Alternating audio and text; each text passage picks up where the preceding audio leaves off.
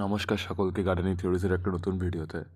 আজকে আমার বাগানের কিছু শীতের ফুলের সাথে পরিচয় করাবো। এটা হচ্ছে একটা সাদা গাঁদা।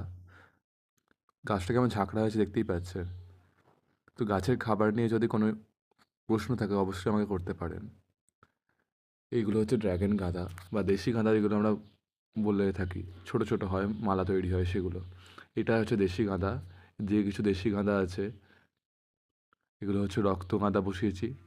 প্রত্যেকটা একটা কি দুটো করেই গাছ আছে, বেশিরভাগটাই একটাই গাছ আছে। এখানে পিটুনিয়া, হ্যালিক্রিসাম, রুটবেকিয়া, ভার্বিনা। গাছগুলো কি সুন্দর ঝাঁকড়া হয়েছে দেখতেই পাচ্ছেন। আর এই পিটুনিয়াটা ফুটছে, কালারটা অপূর্ব সুন্দর।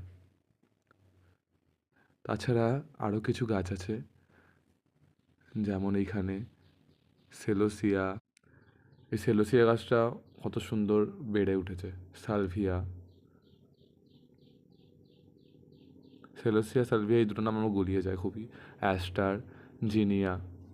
আর এই ক্যাপসিকাম গাছ আছে এর পাশে, সেগুলোর তো অবস্থা খুবই খারাপ। তাছাড়া এখানে আছে গ্যাজেনিয়া, ডায়ান্থাস, ক্যালেন্ডুলা। আর এখানে একটা টরেনিয়া গাছ আছে, যার মেন গাছটা নষ্ট হয়ে গেছে, তারপর আমি কেটে দেওয়ার পর এই গাছটা বেরিয়েছে। আর এখানে একটা ভার্বিনা ছাদে চারা হয়েছিল। এছাড়া কিছু চন্দ্রমল্লিকা আছে।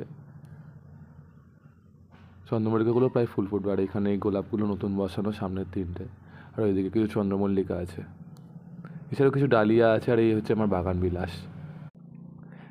এই বাগান বিলাস গাছগুলো প্রায় 2 মাস ধরে আমার বাগানকে সাজিয়ে রেখেছে। আর এখানে কিছু গোলাপ গাছ আছে, যেগুলো আমি গত বছর বসিয়েছিলাম।